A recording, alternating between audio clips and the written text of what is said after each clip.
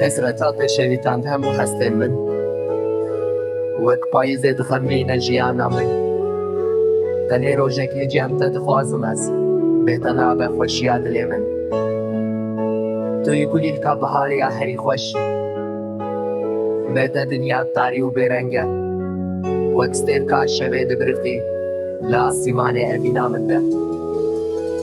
Çavên min riya te dimînin, her şev û roj li benda temez, wek pêlên deryayê kurûbê bin, evîna te di dilê min de ye.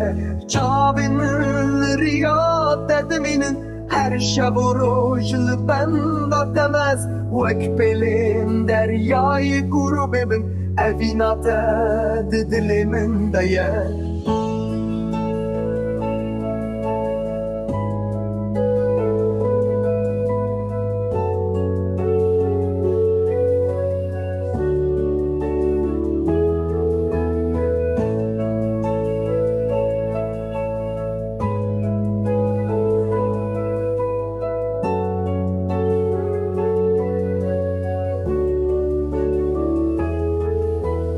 Warê dibiriqî min derman ke, ez bête wek dareke ziwa me, jiyan bête wateya xewinda ke, tu yî hêviya min nagawiye.